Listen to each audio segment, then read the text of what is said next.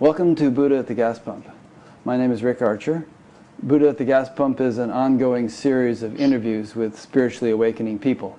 I've done hundreds of them now, and if you've watched hundreds, you've heard me say this over and over again. But if you haven't, and if this is new to you, and you'd like to check out previous ones, please go to batgap.com, B-A-T-G-A-P, and check the past interviews menu, where you'll find all the previous ones archived in several different ways. This program is made possible by the support of appreciative listeners and viewers. So if you support it, if you appreciate it and feel like helping to support it, there's a PayPal button on every page of the site, and also a donate page that explains other ways of supporting it if you don't like PayPal. My guest today is a real honor to have her on. It's Dr. Jean Houston, PhD. First I'll read her little bio and then make a few comments. Jean is a scholar, philosopher, educator, and a recognized pioneer of the human potential movement. She's widely recognized as a visionary leader and multicultural expert. She's the author of over 30 books exploring human possibilities and positive action in the world, which is interesting because she says she hates to write, so maybe she's masochistic, I don't know. And, she served as an advisor in human and cultural development for UNICEF and to national and international heads of state. She actually helped Hillary Clinton write that book, It Takes a Village to Raise a Child. Jean has devoted her life to developing processes to activate the latent abilities in individuals, groups, organizations, and societies. Over the last 60 years, Dr. Houston has worked in over 100, and I think it's 109 countries now, right? As an international speaker and teacher. She is the Chancellor of Meridian University and a dedicated champion of the human spirit. So thank you, Jean, and thank you so much for, she's probably spent a total of about 3 hours working through technical things to get this to work more. So I really appreciate your patience and perseverance in laboring through that with us. You know, it's said in Buddhist and Hindu circles that we have a huge mountain of karma, and that when we come into this life, we couldn't possibly take the whole mountain with us. We wouldn't be able to work that much off. So we just take a little bucket or a suitcase, and that's what we work off in this life. So I feel like you kind of represent a huge mountain of wisdom and experience. And in the past week, I've only been able to take a little bucket from that mountain that I've been working through. Primarily in the form of listening to a number of your interviews and talks, and also reading these two books, which is what my local library happened to have. The Wizard of Us, which is a sort of a deep analysis of the story of the Wizard of Oz, and Mystical Dogs, which is a story of many of the dogs you've owned over the years, and equally deep considerations of the lessons you've learned from and with those dogs. But if my suitcase or bucket doesn't happen to match yours, and if there are things that I don't know about you or don't think to ask or anything else that come to mind during this interview, please feel free to just lead us off in any direction that you're inspired to do. Thank you. Yeah. So one interesting thing about you that one learns when beginning to become familiar with you is that you have met and befriended an incredible range of people, everything from Ronald Reagan, although he wasn't so much of a friend because he tried to take your dog away. That's right. Tried to buy my dog. Yeah, tried to buy your beloved Chicky, I believe the dog's name was. Yeah. Eleanor Roosevelt, Edgar Bergen, who was the ventriloquist that had the puppet Charlie McCarthy, Helen Keller, Albert Einstein, Pierre Teilhard de Chardin, Abraham Maslow, Joseph Campbell, Margaret Mead, Hillary Clinton, and I'm sure dozens of others that you could name. So wow, you have some interesting karma in terms of meeting these brilliant, influential people and being one yourself. I guess birds of a feather kind of a thing. I suppose one of the earliest, well, maybe you'd like to comment on what I've said so far before I launch into something. Well, it's true. I've been extremely fortunate in having met some of the most interesting people of the last 3 centuries. I mean, I've known plenty of people who were born in the 19th century. In fact, I remember when I was 3 years old, I attended probably the last march of the Civil War veterans from both sides. And an old man came up to me, and an old Confederate fellow. He was very tall, or I was very short, and he leaned down and he took my hand. He said, "Little lady, you're shaking the hand that shook the hand of my pappy, and my pappy shook the hand of Jefferson." Ah, wow. Yeah, Thomas Jefferson. So some people have a kind of fractal return for certain kinds of events and patterns, and mine has always been that I seem to have been. I'm like the female Forrest Gump. Yeah. I seem to have been in the right place in the right time to meet these people. I mean, I met Teilhard de Chardin by literally running into him and knocking him down, and he picked me up. He said, "Are you planning to run like that for the rest of your life?" I said, "Well, it looks that way." He said, "Well, bon voyage." I said, "Bon voyage." And thereafter, for the next, almost 3 years, off and on, we met and walked in Central Park together, which great. got me started in my interest in the whole evolutionary agenda, which is both part in our human givenness, with all its problems and glory, as well as perhaps it is the fact that we don't just live in the universe, but the universe lives in us. No, as I was reading and listening to various things about you, one of the first experiences that jumped out to me, at least, as being really pivotal in your spiritual awakening was when you watched the movie Song of Bernadette with your father, which is a wonderful little movie and you know where I'm going with this, so why don't you take the story from there? All right. Well, my father was an agnostic Baptist from Texas, married to my mother, who was a Sicilian Catholic. My mother was born in Sicily. Her name was Maria Annunziata Serafina Graziella Fierina Perpetua Tadaro, married to Jack Houston of Texas. And he had to become Catholic to marry my mother. But he he and the priest traded jokes instead of theology. And the priest finally said, "Jack, you're just a natural-born pagan. Here, I'll give you a learner's permit so you can get married." Okay, but any kid comes along, you got to raise them Catholic. All right.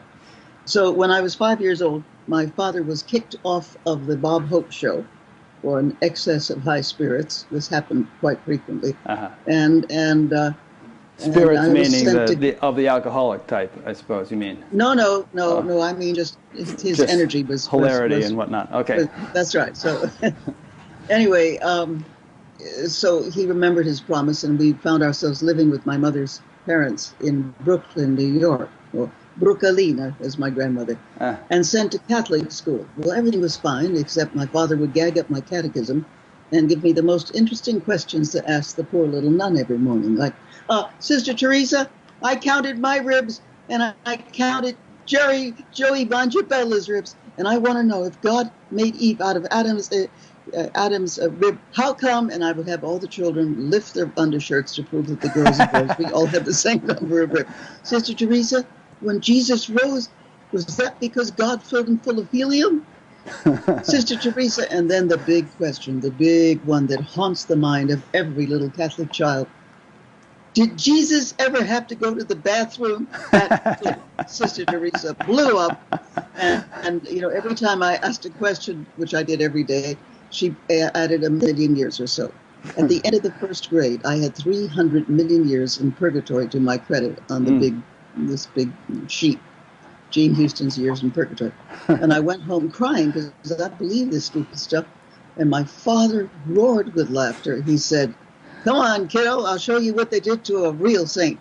Threw me on his shoulders and ran past the Sicilian neighbors, going, "Purgatory, purgatory, purgatory. Here comes the purgatory special." And the Italian Sicilian neighbors would say, "Hey, there goes a crazy Jack. Hey, crazy Jack, watch out, you go kill a bambino." Hey. And so we went to see the Song of Bernadette, which was so beautiful. Great movie, yeah. Everything was fine. And the old lady sitting next to me with her chest full of holy medals would say, "Che belle queste sante." What a beautiful thing, And then came the great moment where the Virgin of Mary appears in the grotto to Bernadette. All of us are in this rapture of religious devotion. It's really quite a beautiful scene. When suddenly this horrible mule-like whinnying laugh begins to fill the entire theater, and it is coming from my father, who's in complete hysterics. You know, ha, ha, ha. Daddy, I said, stop that. This is the holy part.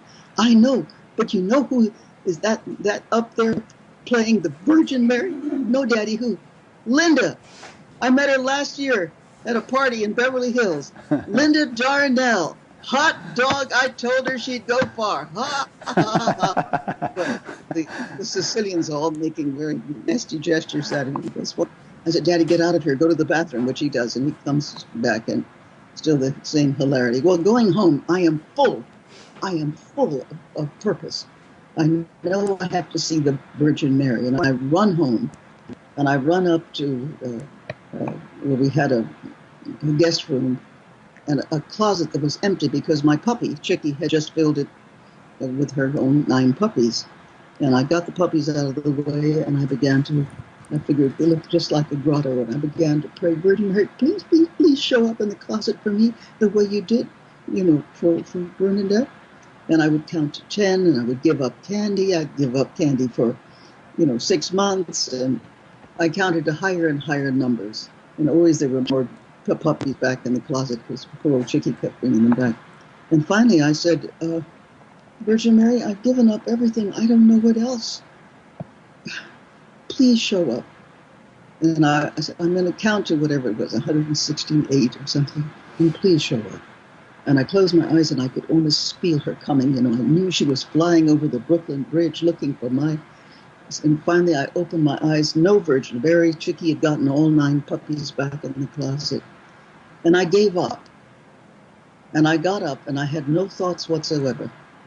And I went over to the window seat and looked down and saw my grandfather, Prospero Tadaro, putting the smudge pots under the fig tree. He knew of his feet only by rumor. He was so barely been down. Anyway, and suddenly the whole reality opened up. I didn't see or hear anything different, but all of reality was there. And I knew that I and the fig tree in the yard and my grandfather and my idea of the Virgin Mary and new wheat in Kansas and the little boy outside of Iowa, I think it was, as we went by in the train, who would wave his hand at me, and the autistic man who sold comic books outside of Bloomingdale's. All of reality was there. The fish in Sheepshead Bay and old ladies dying in Shore Road Hospital.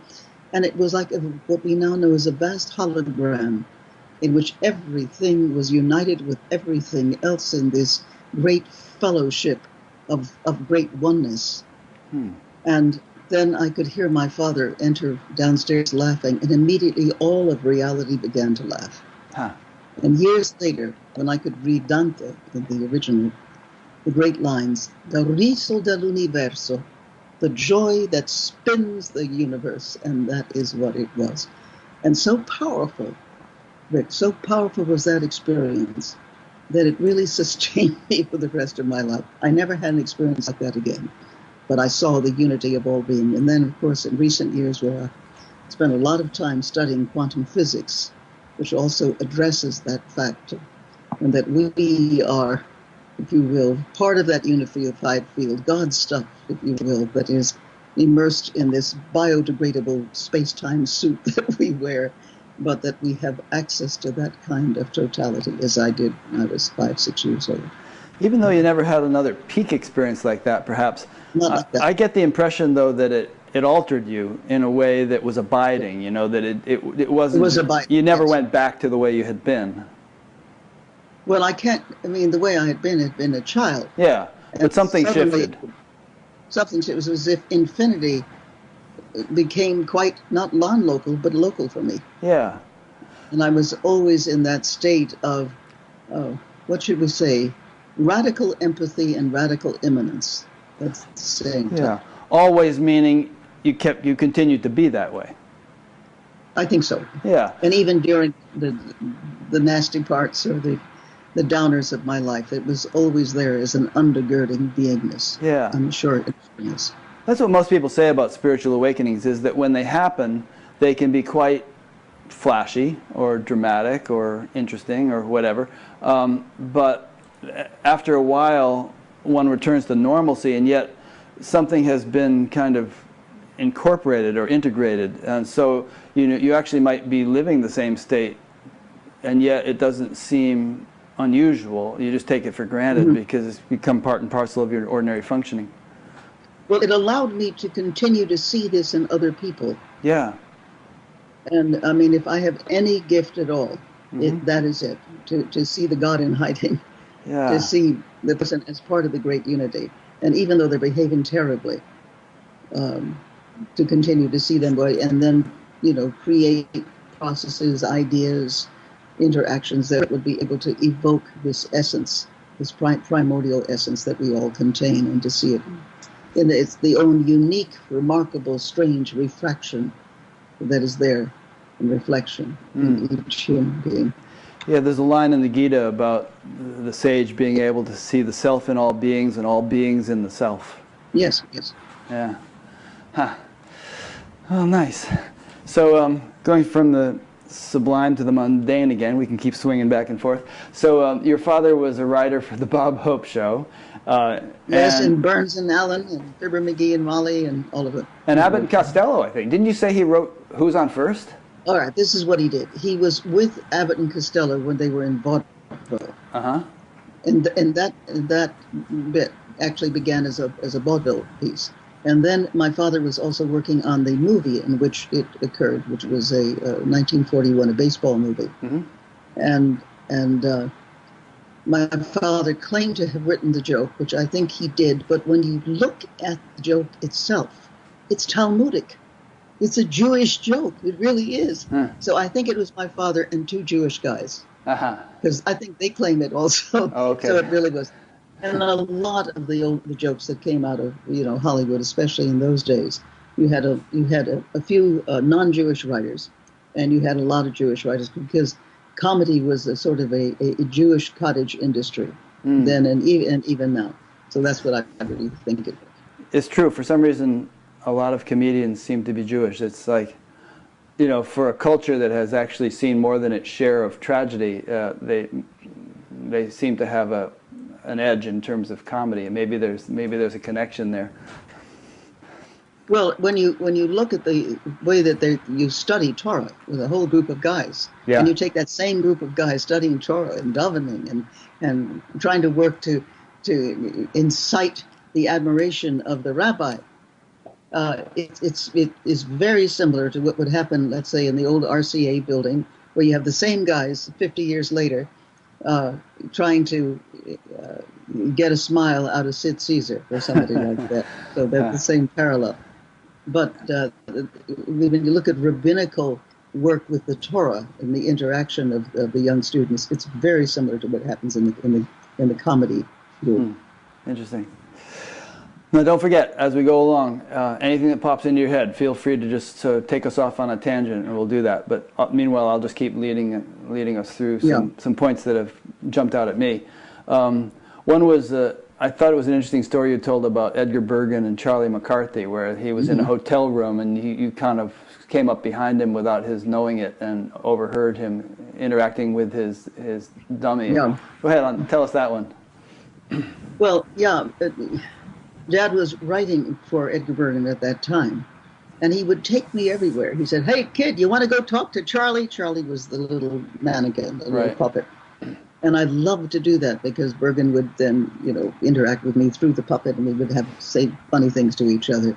And I loved doing that. So we went up to the hotel room, and he didn't hear us.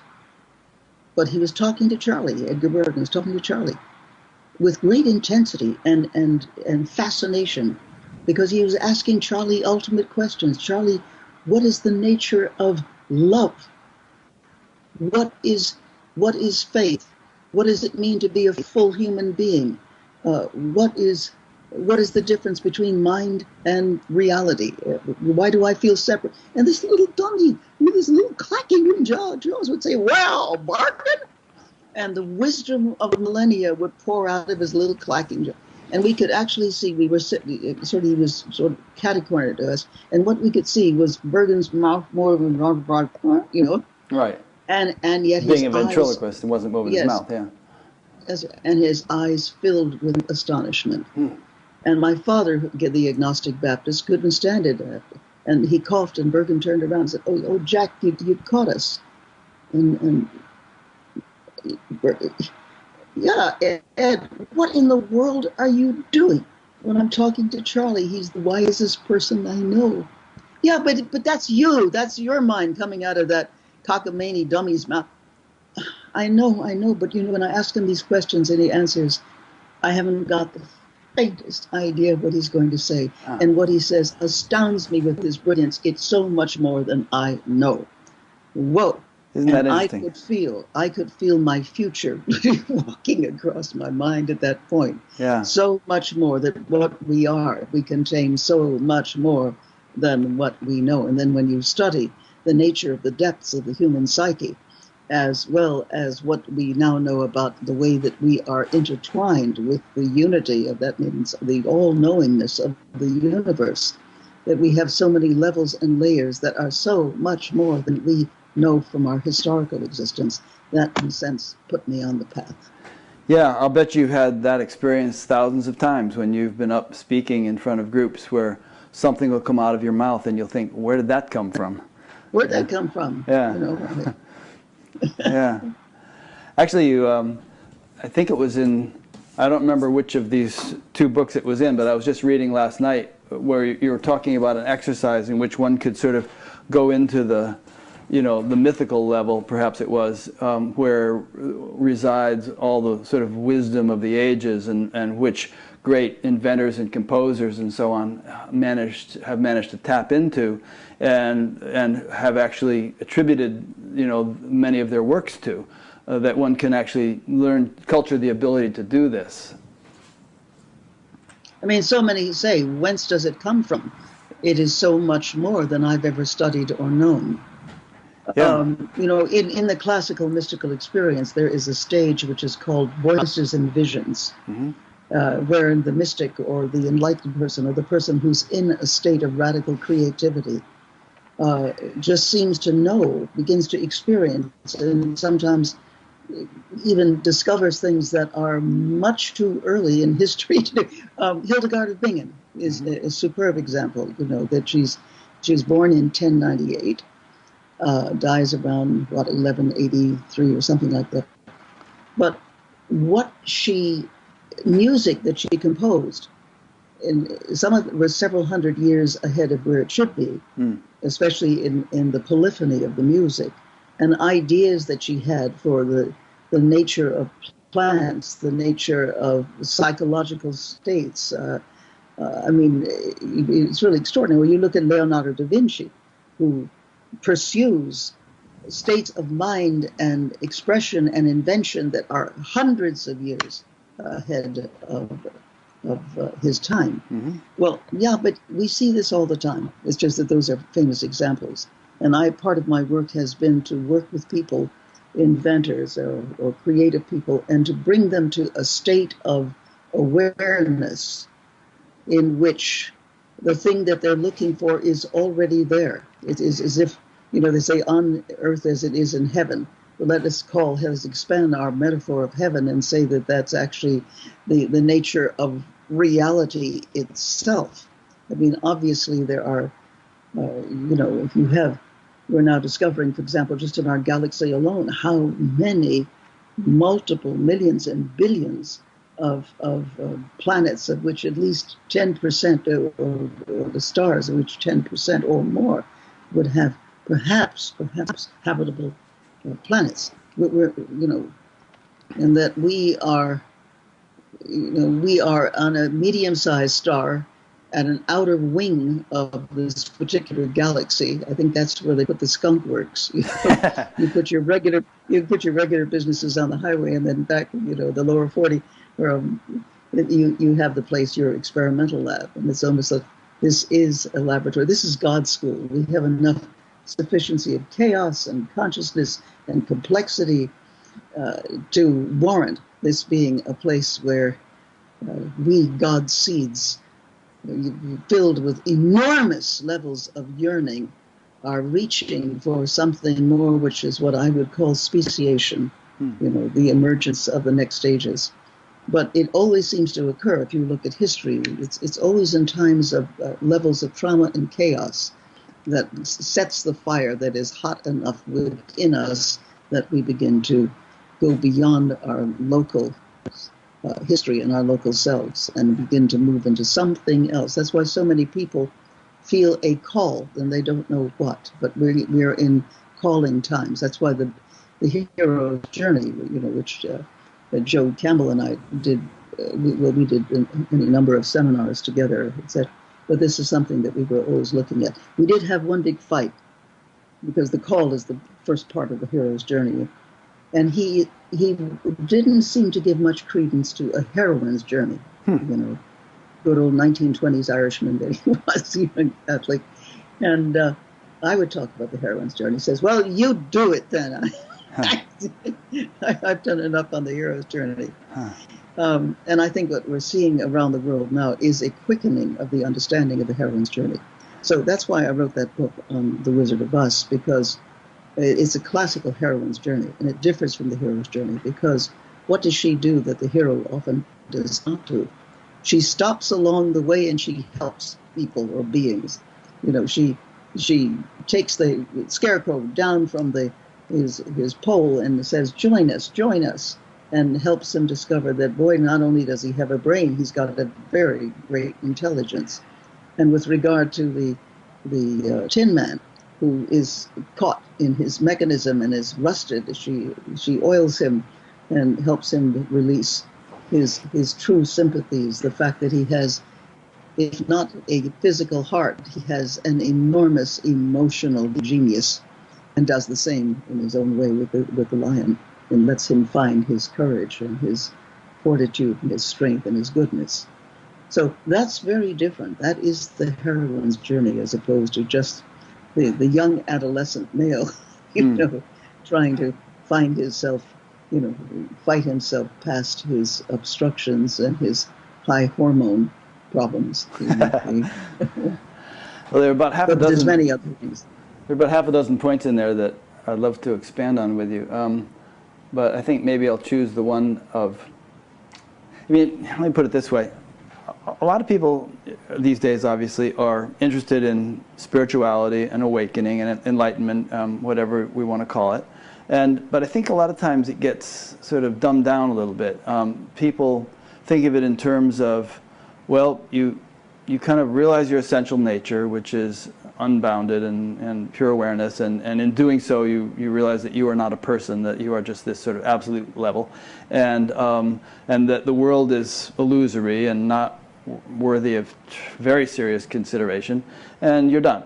And I think you have a much more nuanced and rich perspective on the whole thing, that this pure absolute, or whatever we want to call it, our true nature, is not just some plain vanilla field, but is a vast repository of all the intelligence, energy, and creativity that we see expressing itself in the universe, with all its diversity and amazing qualities, and that one can sort of be a co-participant or co-creator in that creative process by tapping into that. Is that a fair assessment of the way you would see things? Yes, and to start at the basic level of that, we are not encapsulated bags of skin dragging around a dreary little ego. Yeah. We are organism environment. We are symbiotic with the whole. And it's not just great spiritual wizards, who have said that, and you find it in the most ancient of literatures, but you certainly find it also in the new physics that seems to give a new level of metaphor and credence to that. I mean, to give you an example, I have never met a stupid child. Yeah. I've met incredibly system and reductionist, mind and spirit reductionist forms of education. Because a child is already a beingness of wonders. And how to keep the wonder factor going. That's why, one of the things that I've done when I was working with UNICEF and even with UNDP, the United United Nations. Forms of development. It's the big developmental part of it, the UNDP. I did help try to shift schools around the world, especially in countries where the British imperialism had put in British-type schools, which were really pretty terrible. Schools that the Brits themselves had abandoned 100 years before. But realizing putting in schools and where art is central to the curriculum, as is story, where a child dances and sings and emotes and feels information in multiple ways, the whole body mind, the whole mind of the whole child. And therein we find that children do not fail if they're acting information, if they're sculpting it, if they are singing it and dancing it. And I've done many, many studies on this. And then you find that the teachers get interested too, and the kids start with going to school and loving school, because school becomes an evolutionary quickening and not the place where one is contained and constrained within very limited Western notions of what the mind is, which is not true, you see. So I think you wrote a book called The Possible Human or something like that, right? Yeah, it was something like that. It was called The Possible Human. Yeah. And early book. So please describe what you think a human being living his or her full potential would be like. And then a second question from that would be, what would a world be like that was comprised of such people? Okay. Well, I think that they would have a natural joyousness, that's first of all. I think that they would have very rich, I think they do. It's not what I think it's what they do.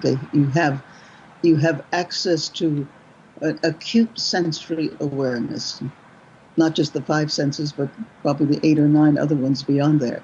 But you would also have them within yourself, what are called the interior proprioceptors, so that you would experience inner music, inner touch, inner feeling, and thus you could drop in an idea, any idea, and the idea would then take on a kind of virtual reality, fullness. I mean, when I have studied 55 of some of the most creative people in North America, and of course, so among my research subject was Bucky Fuller, whose last design I live in the house that he designed. Yeah, your house, yeah. Yeah. Bucky Fuller, Margaret Mead, who worked with me we worked together for the last 6 years of her life. She essentially lived with us part of the time. Here come more dogs in. Yeah, we're letting them in. Out again. Joseph Campbell. And many people whose names you do not know, but who had pushed the membrane of the possible in terms of their own lives. They were, in all cases, they were fascinated by their own minds. And they were spelunkers in the caves of their own creativity. And they just used much more of themselves. So they were imaginative. Imagination is very important, because imagination takes us into the realm of the imaginal, the coded potencies of knowledge, of understanding that is there beneath the surface crust of consciousness. And therein, they use their minds and bodies in very different ways, which I teach people how to do, so that you do tap into the not just the ground of your being, but into the depths of beingness itself, which lies beyond your everyday local use. We expand use, and it just occurred to me, when I asked Margaret Mead, what would you like on your tombstone? She said something fascinating. She said, she lived long enough to be of some use. And I thought, boy, that's what I want on my tomb, to be of use. But it was also that she used, in the best possible way, so much more of herself. And didn't just put it on the shelf like most of us do. And she remained in many ways childlike. And I found this true with Joe Campbell, maybe not child, but certainly adolescent in some ways, and his joyousness and his just bliss. We would walk together in nature.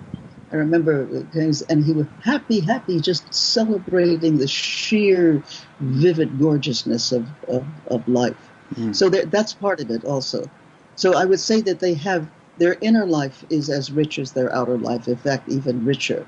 And thus they have access to levels and depths of consciousness that allow them to commune not just with, let's say, the infinite inside, but to commune with the great archetypal and symbolic structures that themselves are part of this codedness that we have access to, which we're referring to as the imaginal realm. Not imaginary, but the imaginal realm. And that imaginal realm, and it's very close to what Plato called the eidos, the divine ideas that we all contain. And that's what sustains and feeds their creativity. So if you had to guess, and why they don't give up. If you had to guess, what percentage of the population would you say are actually functioning like that these days now, out of the 8 billion or so people on the planet?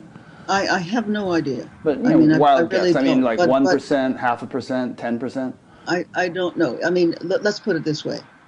And with all these countries and different cultures that I've visited and in some cases lived with, I find that when they are in different states, whether they are in ritual states or dance states or states of celebration, I would say that it's a very high percentage. When they go back to everyday ordinariness, it then shrinks. So it's not what is the percentage, it's just what is rising and falling. Everybody who's watching this or listening to this knows that they have been in these states where suddenly they are the knower, the knowledge, and the knowing. They are the dancer, the dancing, and the danced. They are the joke, the laughter, and the laughing itself. It just so all comes together, and we all have access to that. So I would say sometimes it's 50% of the human race. Sometimes I can't put that. It depends on where you are or where you agree to be, and the great practice of joy. Joy seems to be key here to that opening. I think Gallup has done polls which indicate that quite a significant percentage of the population has had glimpses of the kind of thing you're talking about. Yes. And so the question is how to make it more than a glimpse. And and I guess the question there is, what is it that suppresses or prevents it from being more than a glimpse? And, why don't we function this way all the time, and what can we do on a mass scale to be able to do that? Now we're cooking with gas. Okay. All right. One of the things that I'm doing as chairman of the palace, explain what the palace is. Well, the palace was one of the great movie houses built in 1929, before they stopped doing that. And 3,600 seats and a place of a great deal of celebration, art, as well as movies. And now we continue to do that. It occupies all of 175th Street and Broadway, actually. I'll be there in the next few days. But I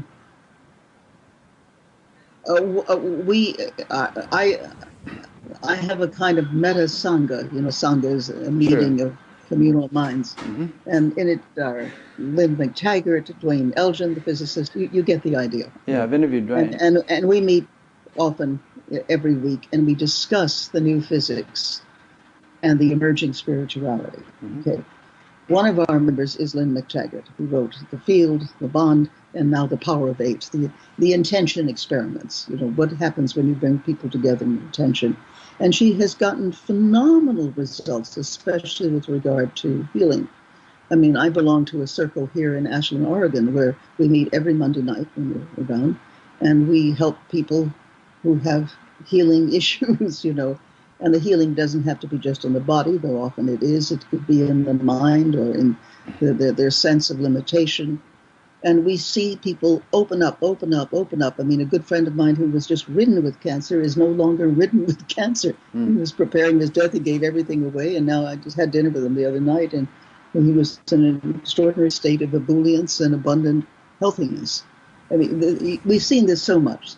So I said to Lynn and my group, I said, and at the palace also, let us, because we then take our discoveries and we bring it in, present it to very large audiences.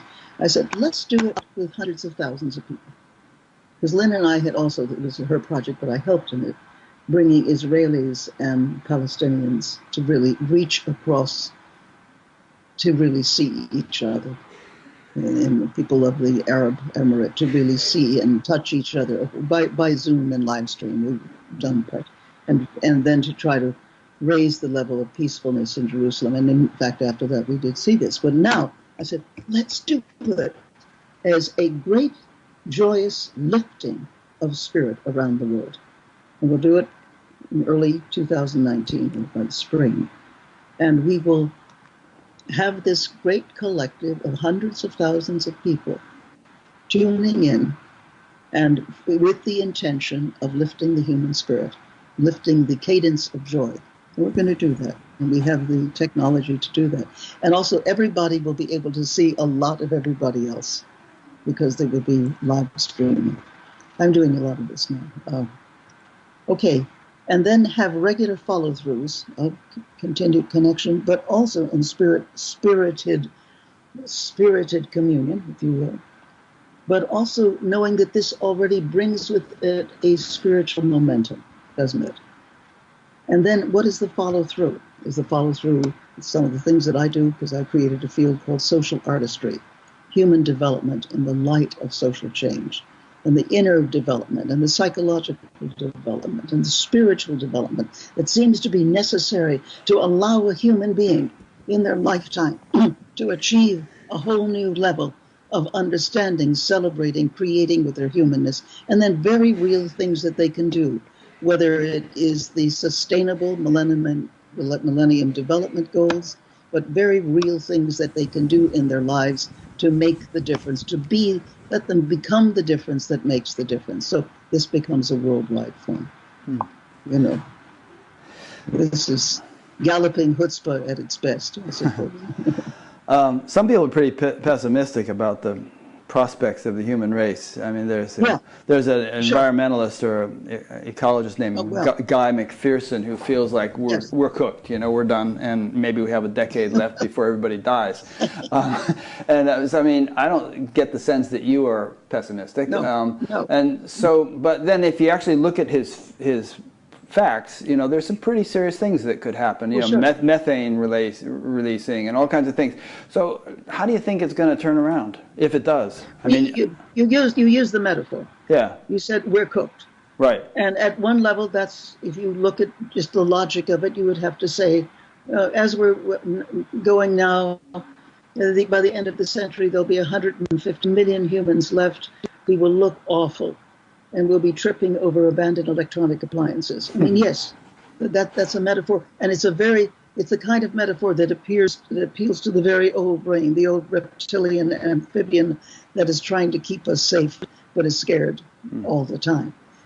I think, yes, at one level that would be true.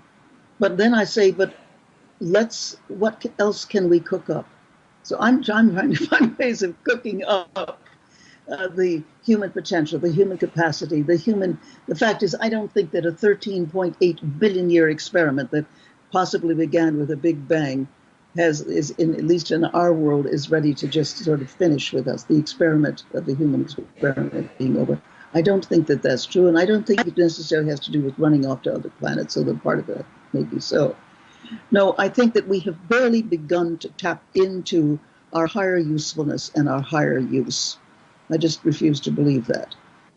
And that's why I'm looking for what is the momentum that would activate the human spirit to begin to act not in these crazy giving up ways. This is part of the devolution that we're seeing, is part of our loss of faith in ourselves and the loss of our belief. But because we have no lure of becoming, the old stories are over, or they've dropped out. Now we either have to have the regeneration of the story or the whole new story, as not only your own unique story, but a collective story coming back into time, and that's what I'm looking for. And there are factors, and there are all kinds of factors that are rising up that speak to that. One of the most important, I believe. Now remember, since 1958, I've been traveling quite constantly over the planet, seeing so many societies, seeing their myths, their stories, their creation myth. We're in the midst of a new creation. A new creation always is preceded by a dissolution. We're in the time of big time dissolution, aren't we? But we're also in the time of recreation. What do we see that's unique? The rise of women all over the world to full partnership with men in the whole domain of not just the human agenda, but the life agenda itself, you see. With women, the emphasis is on process rather than on product, on making things cohere and develop and grow. That's one thing. Another is, yes, the technology, which can be used for absolute ill or deep goodness, and people being able to connect. Well, once you can connect in one way, let's say technologically, um, then the connection becomes something more than just the technology or the technique. It becomes, it is already a meta level. It is a metaphysical level within ourselves and between us that is also arising all over the earth. In my walks with Teilhard de Chardin in the 1950s, this is what he was seeing. He was seeing, and we would talk about that. I was 14 years old, and he would say, "Oh, Jean, the people of your time will be taking the tiller of the world. But you cannot go directly. You have to touch every culture, every people." And that has become possible. Now, we're not necessarily using it wisely, but all over the world, people are looking for ways of wisdom for the great communion, the great connectivity, and not the following one madman or one, leader on a horse, or, but to follow instead some kind of instinctive presence, a presencing that is happening, I find everywhere. But I do find it, quite frankly, around the world, not just because I'm a woman, but among women. It's because with women, I said the emphasis on process and continuity and making things live and grow. And this, then, you see, is releasing men to be what they can be, instead of following in the ancient patriarchal traditions. Some new traditions, new possibility, a whole new story is there brimming, and we get pictures of it from all over, and just seeing it bubble. In the time the days that we're doing this now, we've just had an extraordinary funeral that I've just watched on television with John McCain, who represents both the patriarchy and his moving away from it in his own life in interesting ways. And Aretha Franklin, who could sing.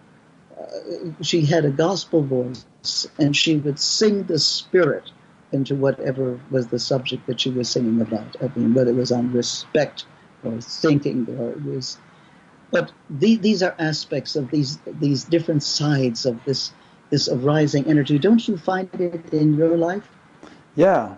I've always felt that, firstly, personally, I've often felt like an instrument of the divine, and I think you feel that way too, that there's something larger that sort of governs my life. And sometimes people say about this show, for instance, "Oh, it's such a wonderful thing you're doing," and I do a double take. I think, am I doing anything? What am I doing? It's just,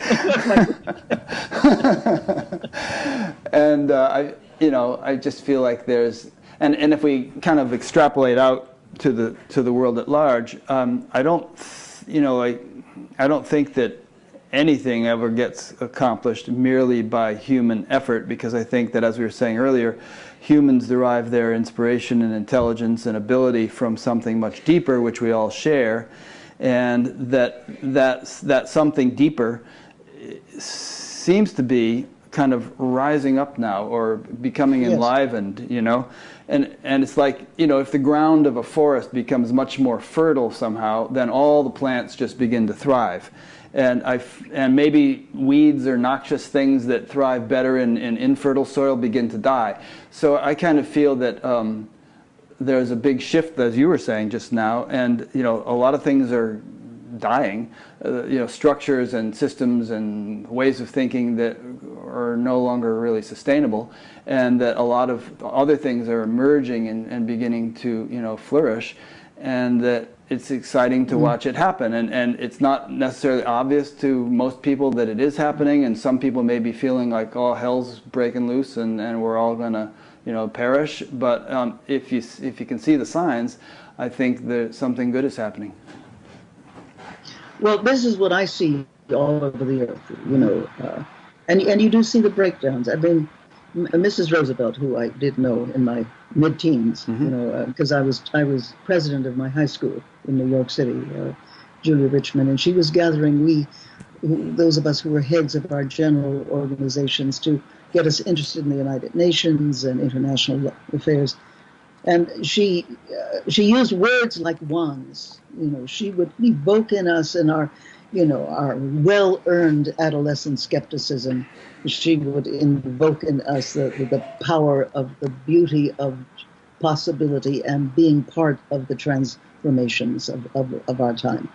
And one day she turned to me and she said, I'll vaguely imitate her, she said, "My dear, I rather suspect you're going to have the most interesting career. But remember, my dear, as a professional woman, you can expect to be trashed." She didn't use the word trash, but it was something like that. I just don't remember what it was. Yeah. And then she said, "But remember too, my dear, a woman is just like a tea bag. You put her in hot water and she just gets stronger." And I have found that to be true. And this is something else that I find, again, all over the world, the rising energy of women of courage who are getting stronger. They do not make the front page of the newspaper. People say, "Oh, that poor little woman," but that poor little woman is out there with a lot of brothers, and they're keeping the race going. They're keeping the energy and the new programs. Wherever I go, women, especially women of a certain age, it's like post-menopausal zest. They're out there and they're calling in the projects and they are bringing things. They're following the sequencings of making things happen. And they are trying to help the men to also have a new order of a sense of possibilities. And I find this in women scientists too. You find that it is the men scientists who are talking about the decline, the end, and forget about it, we're out of here. And it is the women who are writing a very different kind of science, with the warnings, yes. I mean, they're not unrealistic, but also this is what we can do and let us do it. It's not only what we can do, let's do it. And when you look at the writings of somebody like Hazel Henderson, do you know who she is? No. Oh, you're in for a big surprise. Oh, cool. She's probably one of the greatest creative economists of this time. And I'll put you in touch with her. Thank you. The way she works with economics to create whole new orders, new ways of being, new possibilities, and really as a guide to a new kind of world, she is almost unparalleled. Look at Monica Sharma. You know who Monica Sharma is? Oh, I'm a dummy. I'm afraid. Oh, sir. Come on, Monica Sharma. I know who Vandana Shiva is, if you're going to mention her. Well, she's like that, but and also they're good kids. Monica Sharma is probably one of the most brilliant people alive today. Yeah. She was head of the whole AIDS thing for the United Nations and knows how to take a small experimental group and go to scale that then affects hundreds of millions of people, as she did with the UN, with the AIDS and HIV/AIDS crisis, among many other kinds of things that she goes back and forth between India and the States, and wrote a very great book on transformational leadership. Monica Sharma. It's a dense book, but it is filled with brilliant of ideas how to make a much better world that works. And this is what I'm finding. Now, and I'm just saying that I am noticing, and I can't help but notice, that the men are giving us all the signs of it's the end, it's closing time. It's closing time, just like, I believe it is T.S. Eliot. What is it in? Samson Agonistes, where he writes, they're at the bar and they say, it's closing time. But the whole point of closing time, it is closing time of the old story, but it's also opening time for a whole new story. And a lot of creative people, women and some very good men, are really coming together and opening this new story. And so in our own ways, we are very fortunate to be living in ending times, closing times, and opening times. Yeah. It's like being at the end, caught in the abyss, caught in the great parenthesis, the end of one era. Not quite the beginning of a new one, but leaping across and our fingernails holding on, to the earth and the rocks of the next order. But we have to invent it. We need to create the lure of becoming. What does the possible society look like. And part of my job is to help create the possible human who then has the wherewithal to be able to tell the new story and to have the passion for the possible, the passion of the follow through, and do what is absolutely needed to make this happen. Yeah. In just about every talk and interview I've heard you give, you've said other times thought they were it. They were wrong. They're wrong. This is it. Yeah. And I mean, one might argue, okay, yeah, but the Civil War was no picnic, or World War I or World War II, and so on. Those might have seemed like it. So I think I could answer this question, but I would rather hear you do it. What is it about our time now that is it? And what do you mean by it? And you've kind of just been saying it, but let's just poke at it a little bit more. All right. It's worldwide. Yeah. It's worldwide. Everybody's involved. Nobody is innocent of our time. That's number one. That's the big thing. It is global. It's this little planet, this beautiful blue and green silver planet floating in the womb of the cosmos, and that looks, I helped an astronaut remember what he saw when it was Ed Mitchell.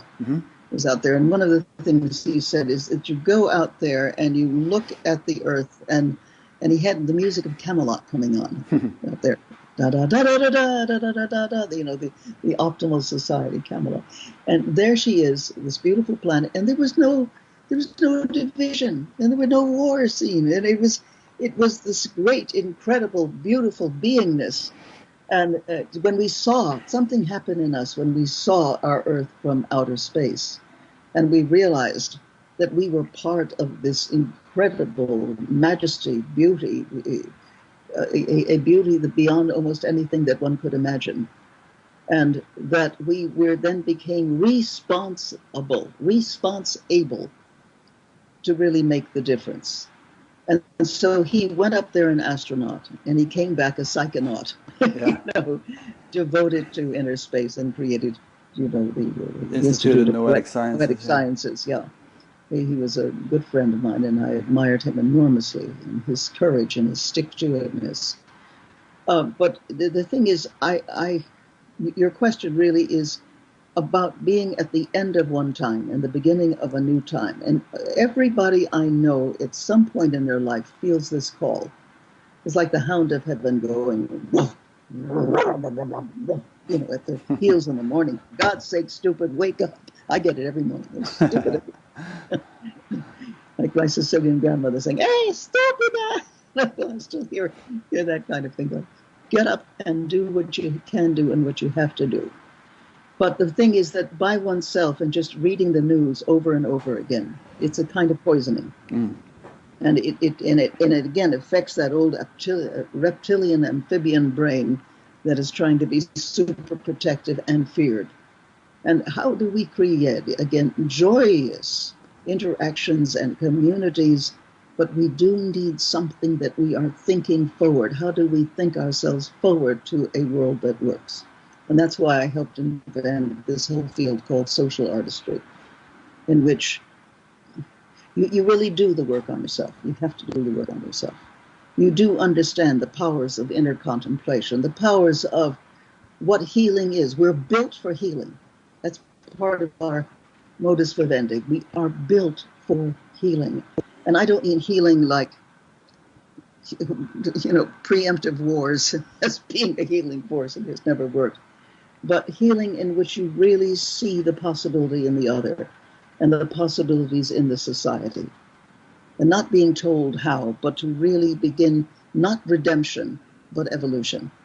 Not salvation, but co-creation. The Buddhists talk about interdependent co-arising, don't they? That as we think of things, those energies are also being thought by the universe herself. And once we can bring this together, there are, just like there were for Hildegard and some of the people in the Renaissance, there's been many kinds of Renaissances, where we suddenly become startlingly awake to new ways of being, to passionate possibilities in our own field or wherever we are, and we do what we can. We do what we can, wherever and however we are. In my own life, yes, I work on giant projects, but I also work locally in just various things that I can do, whether it's on the well, for example, I'm a serious foodie. I have two very big talents. Mm-hmm. One is I can talk to any dog, and the other is I'm a decent cook. I'm a good cook because my mother, Maria Annunziata Serafina Graziella, would cook Italian food, and my father from Texas didn't understand it, and so in order to keep them together, I became the world's first fusion cook, making chicken fried polenta, you know. But I'm always looking for ways to cook up new possibilities. When I knew Buckminster Fuller, and I came complaining about something, he said, "Oh, Jane, don't complain. Build a better model." And that's it. What is the better models that we can really build wherever we are, with whatever we're doing? Whether it is something I'm very interested in, the co-op movement. You know, in groceries, we have one of the, in Ashland, Oregon, we have one of the great food cooperatives. Whether it's the co-op movement or whether it is what a friend of mine who then used some of my work and became mayor of the town, and then she went on and became the president of all the mayors in America. But finding ways of crossing the great divide of otherness in a time of so much exchange and diversity for which very few of us have been prepared for levels of diversity. Before it was just a few diverse people. Now it is all of us thrust into this great cocoon of co-creation and interdependence that we have never been prepared for. That's part of our problem. What do we do in education? What do we do in education? I mean, I wrote all kinds of books about this sort of thing. How do we, as I say, cross the great divide of otherness, starting in schools, so that we can see the essence, the brilliance, the imagination, the dance, the food, that's the big one, the singing, the different cultural styles of each other, and be stunned and awakened by joy at this great difference instead of seeing the other as that which is to be feared. I mean, because that's what has brought us to a lot of our present problems. The world has accelerated. The ways of being have accelerated so fast that many people have been, you know, turned on by the ones who are the soldiers of fear, the con men of fear, because it's exciting, and it appears to our, what should we say, our reptile of brain, but it also appeals to the negative story, which gives us a thrill. It's like watching a horror movie. But now, what is the other movie? What is the other story? We are in a virtual reality in which we are co-creators with not just infinity, but with each other. But to do that, we have to tap into the ability to see the other as containing so much more, and thus reflecting this back and forth. That's the new orders of relationship, the new orders between men and women. Everybody's very confused because the standards and the forms of thousands of years, suddenly the page of history, the page of relationship, the page of creativity has been turned. And there isn't necessarily a manual that tells us how to or where to. And that's why we try to return to old manuals, which have their problems. One thing that comes to mind as you're speaking is that I'm reminded again of your story of praying in front of Chicky's closet when you were 6. And, yes. and you know, there's that verse in the Bible, you know, seek and you shall find, knock and the door shall be opened. One thing I've observed many, many times is that when people have an earnest intention to awaken, to realize more, to do something, then nature responds, you know.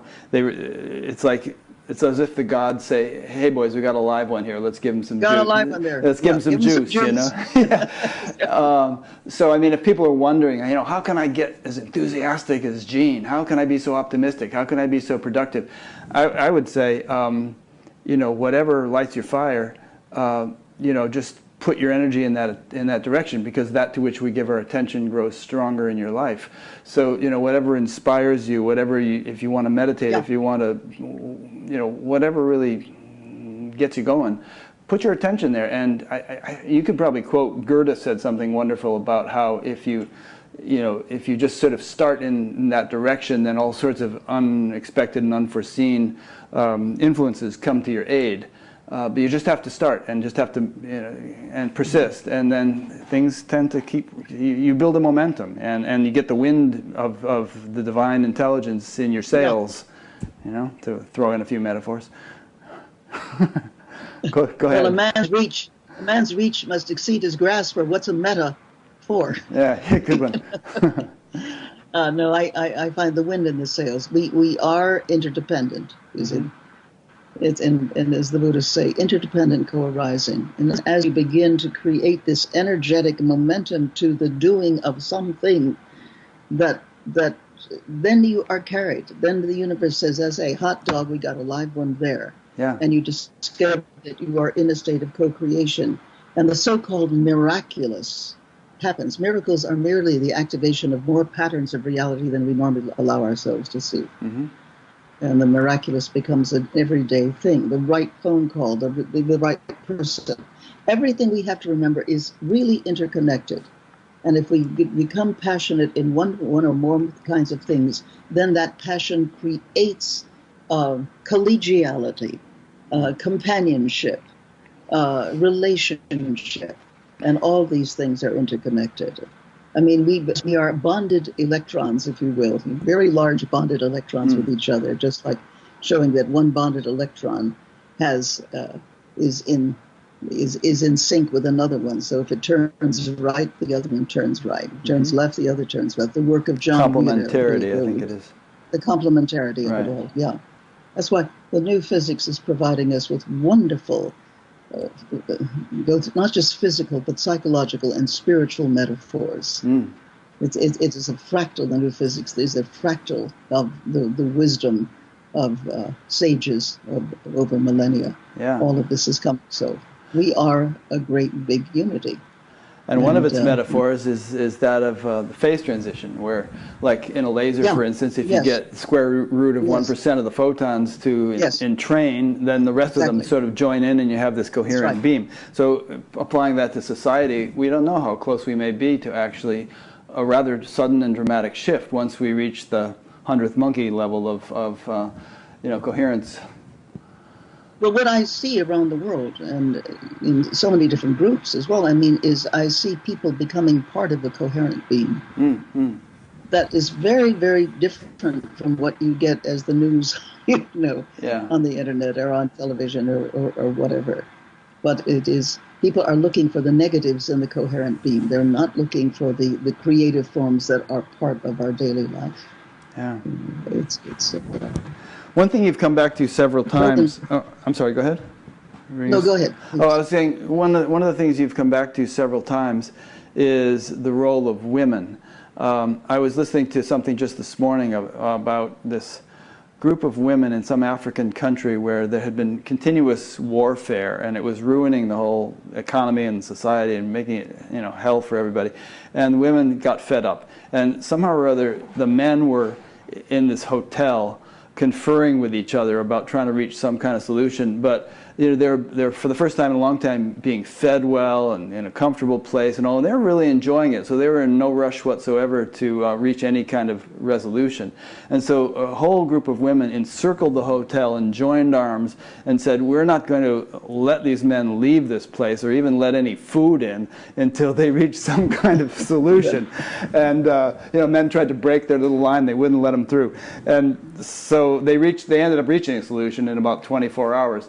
So what is it you feel? I think this probably reflects something deeper in the collective consciousness of humanity, that where the society has been patriarchal for so long, and perhaps we could blame a lot of the life-threatening problems that plague the world on that patriarchal mentality. And maybe something is shifting in the collective consciousness now that is resetting the balance. Perhaps not to become a matriarchal society, but to be a balanced society. A balanced society. Yeah. So go ahead and elaborate on that, if you would. Well, what would a balanced society look like? Good question.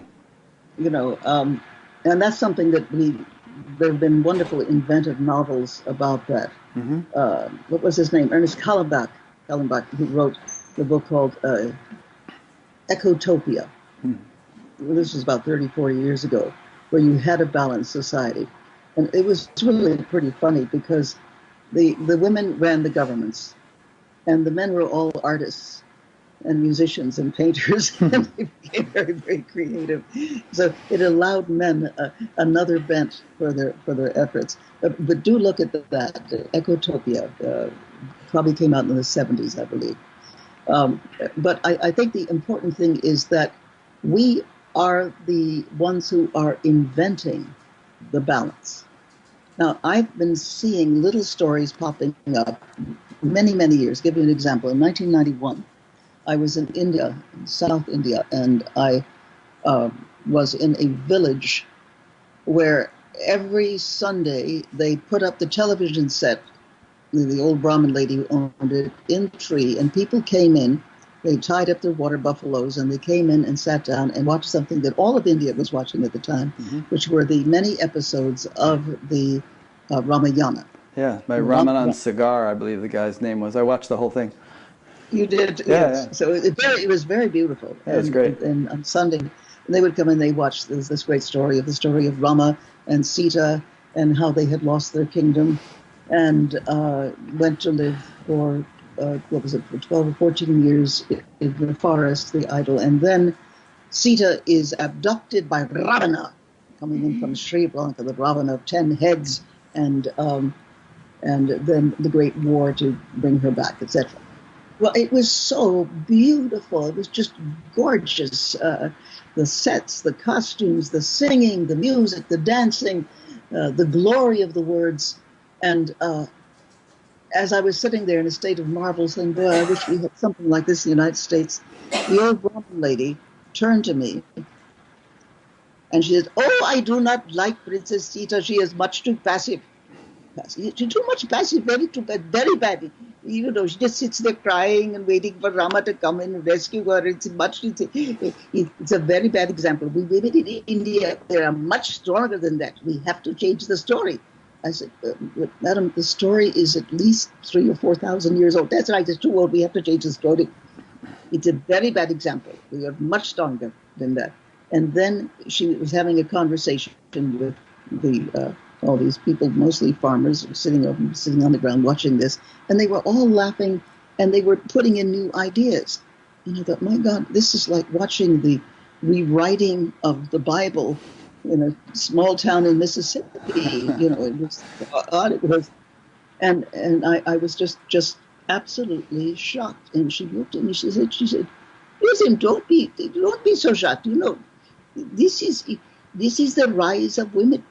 This is the rise of women. You have to realize this is going to happen all over the world. You're seeing it happen in India, it happened everywhere. And then it came to the end, and there was a commercial. And then what came on but Dynasty? Boy, was I embarrassed. Dynasty was good. Oh, sister, don't you see? It is the same story. I said, how can you say it? It's the bad man, it's the good man, it's the bad lady, good lady, people, beautiful clothes flying through the air. Good versus evil, yes, indeed. It is the same story. So here, downloaded by the satellite, is Dynasty, following upon this extraordinary ancient story. And it was really also about the need for the rise of women to stop the pattern of the warfare. And what she was saying, it is the same story. It is the same story. So this is part of the myth. There is a new myth rising. You know, we are mything links. We are mythic beings. Get beneath the surface crust of consciousness of almost anybody, anywhere, as I've tried to do in many places. And you find that we are filled, almost instinctually, it comes in with mother's milk. We are filled with the great stories. It's part of a deeper part of the collective psyche of the human race. But we were also seeing what I was witnessing there in India in 1991 was the changing of the story. Yeah.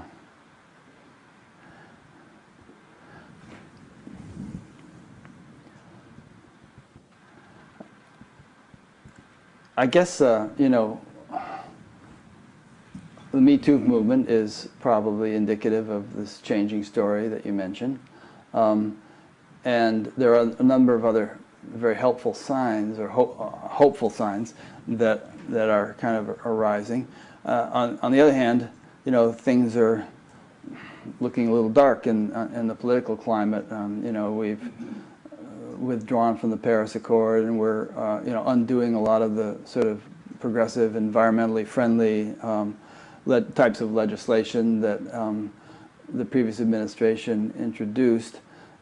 So it almost seems, like we're regressing and progressing at the same time. There's some kind of tug of war going on here, which is also a famous story in the Indian literature of the gods and demons having a tug of war with using a snake as a rope, and I think Mount Meru as the thing that the rope wraps around, right. and by doing that they produce nectar out of the cosmic ocean or something.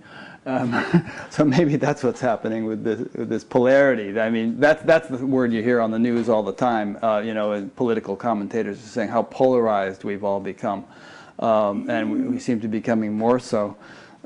So where do you think that is going to end up? Well, I mean, I think the question of the polarity, or the divine dialectic that is always between things, that then begins to generate in its polarity a third thing, which is the nature of the dialectic, isn't it? But there's polarities in everything. There's polarities in nature. There's polarities in biology. There's polarities in the way the sun, electricity. I mean, look at things.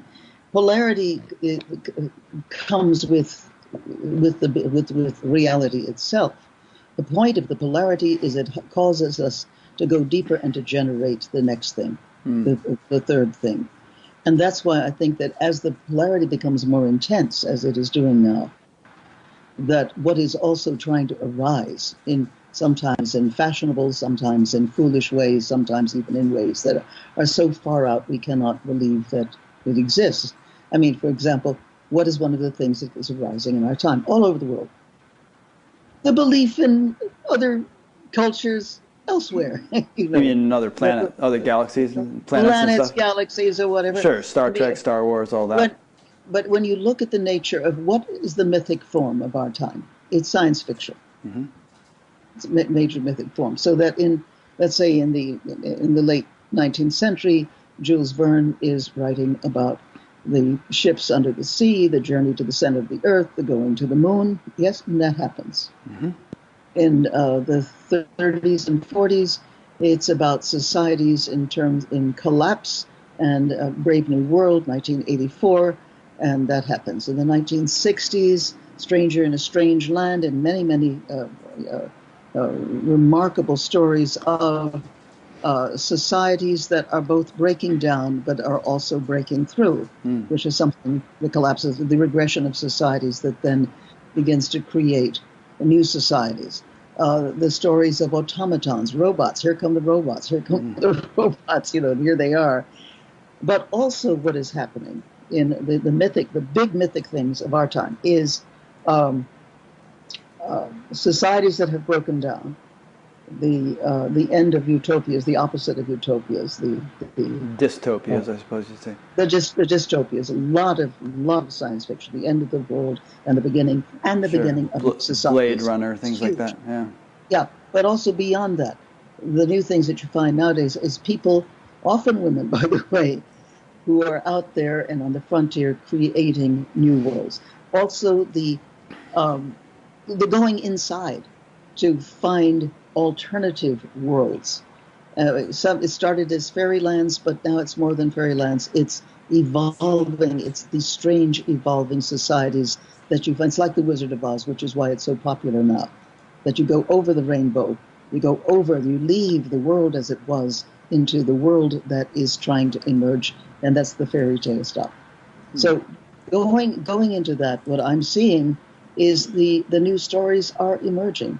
But they're always about, not always, but the tyrant who comes, and the very naughty man, it's always a man, who comes, is destructive, is narcissistic, brings the breakdown of the best of the older societies, and then it is followed by, not by a unique individual, but by people coming together and co-creating new orders, new societies. That's what I'm seeing in terms of following this pattern, this mythic pattern. Having said that, do you have a sense of a timeline? Are we talking, election cycles, years, decades, centuries? I believe that within the next, let's say 80 years to the end of this century, we're going to see much more totality of breakdown, certainly.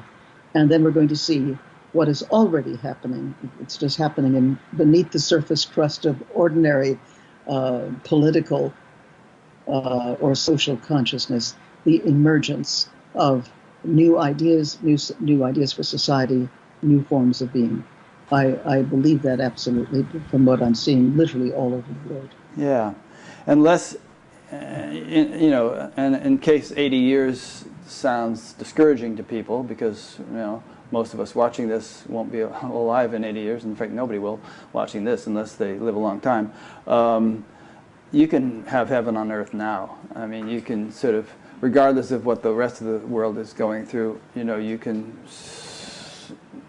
develop a state of experience that pretty much enables you to live in joy and bliss and wonder and creativity and so on. So don't let the state of the world discourage you. And who was it that said it's a lot easier to put on shoes than it is to pave the earth with leather. So just put on your own spiritual shoes, so to speak. That's right. And well, that's why you have the rise of the rise of so many. Not so much spiritual movements as people seeking the spiritual paths to bring eternity into time, to bring a larger sensibility of what yet can be. Yeah. A lot of my work is, as I said, social artistry, human development in the light of social change. I've trained many people, and they go into societies and these are people of all races. They go into societies that are in difficulty, and they work from inside out, and they bring very real change. Mm-hmm. I mean, this is happening. You don't get this on the front pages because it's hard and deep work. It's deep work. They're afraid of the deep work, but the deep work is going on everywhere. Yeah. And that's the untold story. Yep. Because what Sita did in the things is that she. In the news story, is that she would arrange.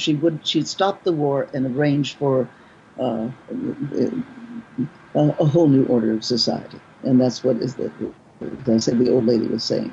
Sita is stronger than we think, and that's part of it. The children of all the lands must be honored. That's what we think. I mean, just. If one would just write out every day the good things that they see happening and then decide which ones are the ones that speak to them to enter into a new order of action, then we start having another world. Yeah. Yes, we're going to see very hard times. We have to educate ourselves for that. And that's probably in community, collective community, one kind or another. But I do see personally that by the end of the century, or maybe even before, we will have a whole new order of global civilization with high individuation of culture. Culture is not becoming less or Americanized or Russianized, but becoming more because the creative depths are rising. That's a good point. Worth touching on for a moment. Using that forest metaphor that I used before. In the Amazon, for instance, where the ground is very fertile and it gets plenty of rain. It's not that all the plants become the same. There's huge diversity and variety. Absolutely. Because the ground is so rich and nourishing for the plants. And so this kind of world you're talking about won't be kind of all everybody the same, and thereby somehow unity is created. There can be very deep and profound unity and harmony, and yet simultaneously an even greater diversity and flourishing of culture. Yeah. Undergoing a sea change to something rich and strange. Yeah. This meeting of hitherto privately divided and distinguished worlds. We're at that point of oh my God, look who's just come across the border. Wait a minute. Huh. look at the richness of that is there. Look what this culture can give us, that we can give this culture.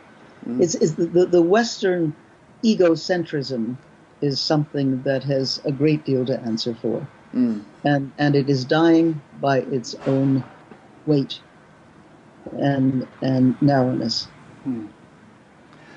The center cannot hold, mere anarchy is loosed upon the world, the best lack all conviction, and the worst are filled with passionate intensity. What rough beast is our come round at last, goes slouching to Bethlehem to be born? That's the rough beast, the emergent new being that is going into a whole new sacred understanding of ourselves and our time. We are in sacred times, and we are borning. This is borning time. A couple of brave souls managed to send in a question, even though our live stream wasn't working today. So let me ask you these, and then if you have the time, there's some other things I'd like to get into, but if it's getting a little... No, it's all right. Okay, good. So this one is from a fellow named Rahul Kulkarni from Bangalore, and he asks, how can one overcome or work around the cultural conditioning that heavily color one's perception and thinking, and which are continually being reinforced by the limiting beliefs and prejudices of that same culture? Well, I think, Rahul, is that his name? Rahul? Yes. Yes, Rahul. I think you've answered it. You've already, you've talked about culture and the culture being inhibited, but at the same time you're aware, especially in India, of many, many, many, many other kinds of cultures. And it is not only an honoring of these other cultures, but allowing yourself to learn something of them, to learn to eat their foods, which you can certainly do in India, and to dance their dances, and to have real conversations. One of the things that I've done in India, because I'm an old India hand in my own way, is all right, I'll give you an example. So I was doing something for the Tata Company, which is one of the beers and the Tatas. Trucks and things over there, right? Well, they're the big wealthy things, but they had the young, very high caste, young executives, and we're a wonderful group of boys, by the way, I might add, and. They said, what have you been doing? And I said, well, I went to the village over here, and I went into a very simple temple, and I was looking at the statues of the gods, and an old man who had grown up during the British rule, spoke good English, said, sister, do you know what those are? Now, there is Vishnu, and Vishnu, he is the manager. He gets make sure the way it works. There is Brahma, the creator, and over here is Shiva. Shiva. But it all goes away in the great fire of the being. It comes back together again. And there is Ganesh, who lifts away all the obstructions. But after all, it is only what did he call Namarupa. It is all name and form. Ultimately, it's all big one. And I said, you guys, you're talking about these people. Yes, they're terrible. They're just the simple peasants. They don't know anything. And I said, wait a minute. This man just taught me more than I've learned from you all week. Anyway, I arranged for them to meet the people of the village and these very rather elegant, elite, Brahma or Kshatri man, high caste people. And from the village, they also brought in a young boy, 8-year-old boy, who was a genius on the drum. Like tabla. The tabla, yeah, and genius in tabla. And he typed out so many intricate rhythms. And then I had them talk to each other about the problems they faced. The one who could really, in the elitist group, who could not really, was having a terrible time with Sanskrit, and somebody from the village also talking about things that they were trying to understand in the planting season because the weather was changing. But anyway, back and forth, until we got into the fact of a kind of collective humanity. And the result is that they created situations so that they were only good for cleaning toilets, but going into training for management. Yes.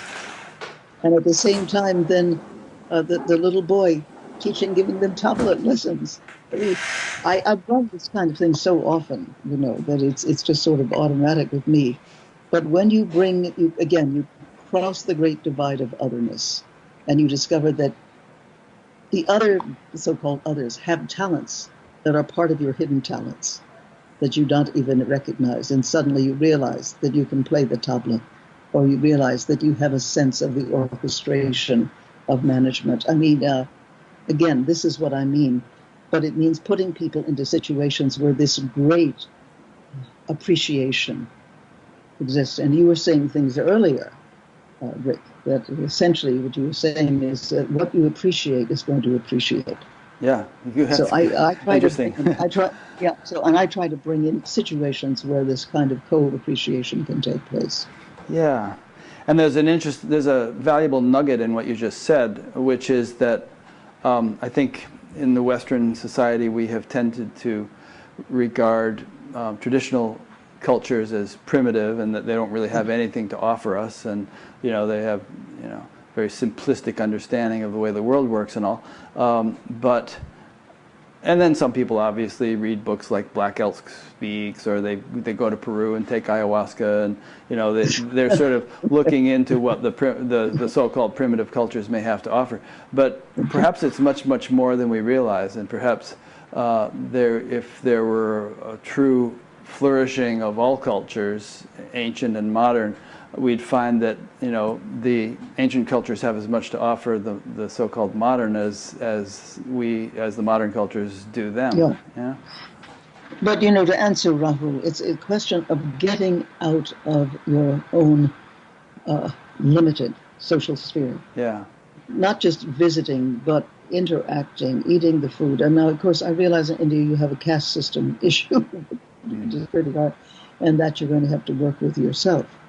But if people would just say, every week I will do something where I will I'll cross the great divide of being another, being other, and look for a kind of co-humanity. And it is found in the arts. Yeah. It's found in arts, it's found in music, it's found in the crafts, and above all, it's really seeing the other as the God in hiding.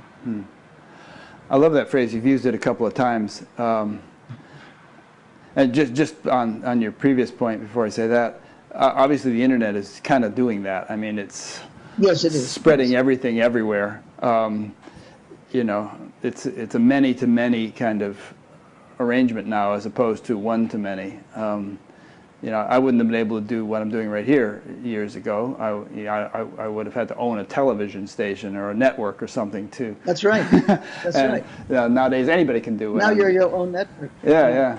But anyway, this thing about God and hiding, I like that phrase. It'll shift our gears a little bit, and I have another question that came in, and that is that, I often like to think that God is hiding in plain sight, because if we look closely at anything, and particularly with the aid of science, which science has enabled us to do in terms of looking more microscopically and fundamentally and with greater understanding of the way things work, we see like unbelievable, awe-inspiring creativity and intelligence displayed. And when you see that, I wonder how any scientist or heart surgeon or anybody else could be an atheist, because they're staring at the marvel of intelligence right in the face, so to speak, on a daily basis. And that's more of a comment than a question. But do you kind of like see it that way too? And I mean, don't you feel that the divine is just sort of shouting at us from every little bug on the sidewalk?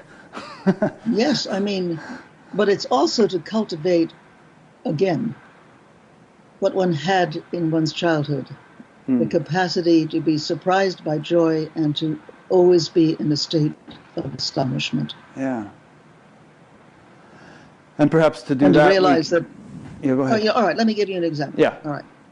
When I was 8 years old, I went to a very great school, PS6, where sometimes they would take groups of us to meet the great elders of the time. Mm-hmm.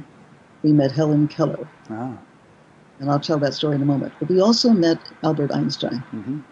Einstein was in the habit then of meeting with groups of children because he found that very intriguing.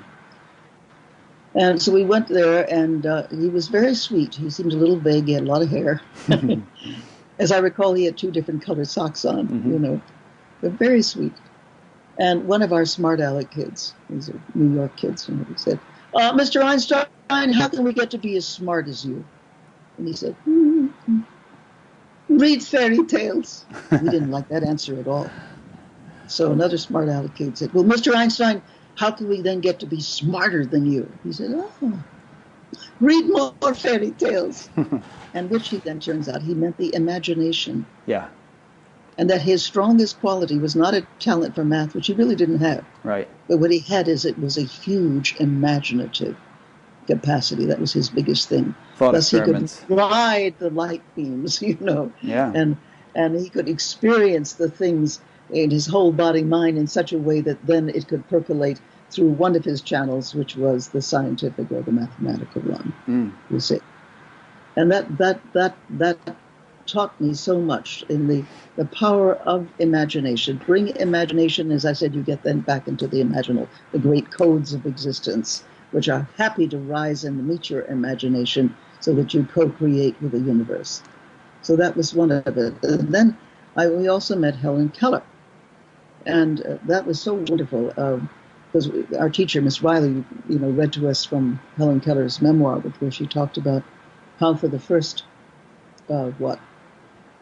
first 6 years of her existence, she had no concepts. She was this strange little being just grabbing food over the table and not really making the connection between words and concepts and things. And Miss Keller grabbed her by the hand and took her out to the ivy-covered pump house.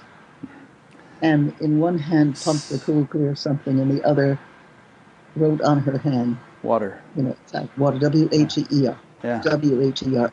Helen writes, I stood still wrapped. That word, water, dropped into my mind like the sun in a frozen winter world. And I woke up, and I learned the name for 30 things by the end of that day. Wow. And so with that, we were put on, what bus was it? Was it the Madison Avenue bus? Or was it the Fifth? I guess it was the Fifth Avenue bus. And we went to, I think it was 66th or 67th Street. And it was the Cosmopolitan Club, I think it was, as I recall. And Miss Keller came out, handsome woman, large woman, quite handsome woman. She would have probably been in her late 60s at the time. But she spoke to us in this luminous voice of someone who has never heard speech. But we understood her. And because she had learned to make sounds, you know, maybe touching the lips. Anyway, it was an interesting voice. And it was like the voice of the ocean or the voice of the whales. It was quite extraordinary. You can hear it sometimes on the YouTubes. You know. And they then asked, would any of your children like to speak to her directly?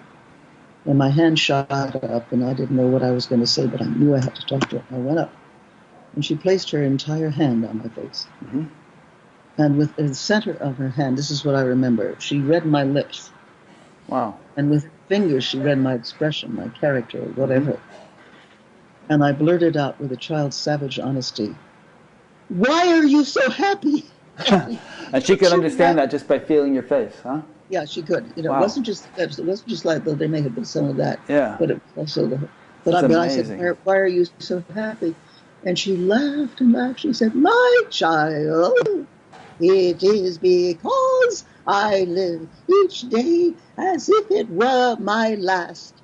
And life in all its moments is so full of wonder." I think she said wonder. And life in all its moments so full and marvel. Was she damaged? Of course she was damaged, not at all. She had rewoven the remaining filaments of her senses into a great net, if you will, in which she caught all of reality. And that gave her enormous commitment to service, to making a difference, to helping disadvantaged people, which she did all over the world. That's such a cool story. My grandmother knew her too. My grandmother went blind, and she did Braille before she went blind, and then eventually read Braille because she was blind, but she had some kind of relationship with Helen Keller. Well, you know, years later, I was not so many years later after that, but I was a Girl Scout. I was a Girl Scout for many, many years. One of the best things that I ever did in my life. And we worked at the Lighthouse for the Blind in New York City, and I read books for the blind, but I also learned the Braille. Nice. And realized it is not just a different kind of way of knowing. It gives you openness to an entirely different extended reality. It's very interesting to lose a sense for a while, and then all the other senses wake up in an extraordinary way, as they did for Helen Keller. Yeah. She was brilliant. Interesting. Here's another question that came in. This is from Marty in Kansas City, and hopefully this question will be clear. He says, what do you see as the relationship between recognized presence and synchronicity? How to develop them? How do you develop them? Well, of course, my old friend Deepak does a lot of work on that. He wrote a very interesting book about it called The Spontaneous Fulfillment of Desire. In fact, he and I are about to have a long talk about that. So synchronicity is merely the statement that everything is interconnected. Among the ancient Celtic peoples, it was called the ways of weird. Not weird as we understand, hey man, you're weird. It was nothing like that. The weird was the way of the enormous connectivity of things both seen and unseen, and the way they would come together if you put your mind or your awareness to it. You would see the connections. But so that would have to do with synchronicity. Presencing, I feel is where you allow your beingness to be filled with the presencing of the unity of it all. And synchronicity is one example of your seeing what it is that is the nature of reality in the first place. And so things that seemingly are disparate begin to come together. And the presencing is the great unity itself, felt in perhaps an emotional or spiritual way. Yeah. I think Margaret will appreciate that. So, I was wanting to talk with you about Evelyn Underhill's 8 organic stages. Do you feel like you'd like to get into that, or have we been going to? No, I'm fine, but it's a very long statement. I mean, I can make a short version of it, perhaps. If I can try. Spend 10 or 20 minutes on it if you feel like you can spend that much time. And by the way, what kind of doggy do you have? We have 2 of them here. Can we hold up the dogs? Please. Yeah. This one. This is the new dog. Okay. This is the new guy. We got him. He was found running loose on the streets, and he's a Chiweenie, which is a combination. That's what I think. Yeah, we think. Dachshund? Yeah, Dachshund and Chihuahua. And his name is Theo. Yeah. Theo, hi. Pretty cute. We're still kind of potty training him a little bit. There he is. Yes, he's young. You can see He's young, He's yeah. got his ears back, but his ears are huge. He has these big bat ears. I can see that is. And this. And this one, I'll get her. This is Luna, and I know you had a dog named Luna. And I did indeed. She is some kind of She's a rescue also. Rescue also. All our dogs have been rescued. She's some kind of a rat terrier mix or something. Something. Has a strong hunting instinct and really smart. Yeah, smart and affectionate, and everybody says how beautiful she is. She is very beautiful. Yeah. So this is Luna. Very, very beautiful. Yeah. Hello, Luna. Okay. Now Theo is tangled in my microphone cable, so let me. There we go. Good. So I'm glad you asked that because we wanted to show you our dogs. Yeah. Well, Evelyn Underhill, who was a mystic herself, when she was actually fairly young, she wrote a book called Mysticism. 1911 was when that book came out. I remember it was perhaps about 10 years before, not even that long, that William James came out with the varieties of religious experience. So there was an enormous amount of interest, especially in England, America, and France, on the nature of the mystical experience. Again, it's interesting that all this came out just on the as Europe was within a few years going to plunge into its worst war ever, World War One. You know, so it's always the chaos and the cosmos that come together, rise up at the same time. And she talked about these stages that she had studied. Now, remember that she was a student of Western mysticism primarily. So she didn't have a great knowledge of the shamanic things or of even of the Eastern forms, because it was around that time that there was the gathering, but yet not so much the publication of the understandings and the scriptures of the East. There had been some, but not for what that subsequently happened. Fascinating. It was about the same time that quantum physics arises at the same time as the harvesting of the wisdom traditions of the world.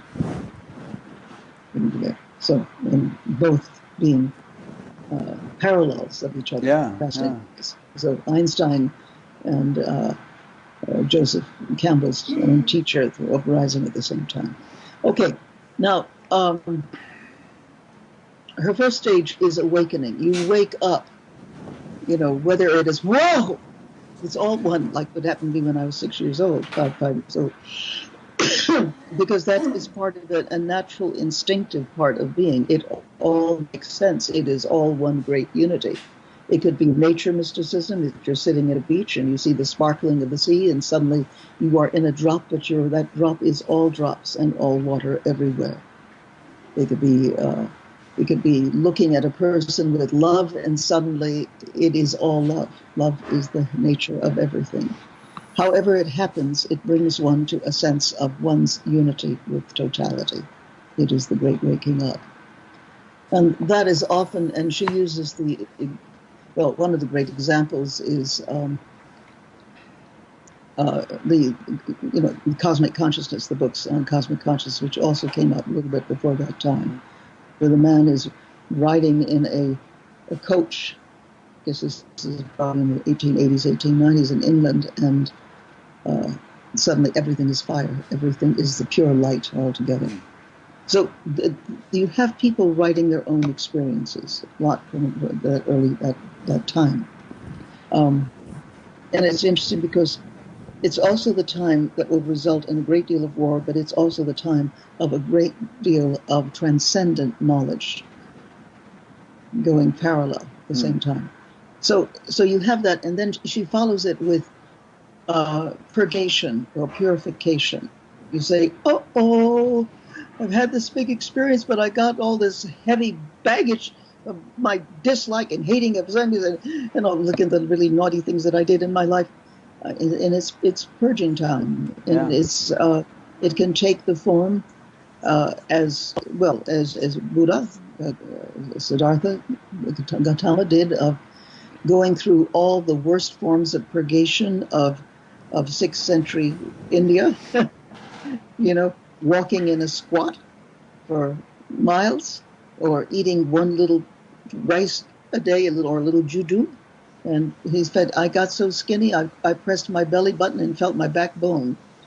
And driving himself to near death until he was lying in the waters to try to cool himself off, or his last minutes he thought of life, and suddenly said, why am I doing this? I have just this body to achieve my enlightenment. No!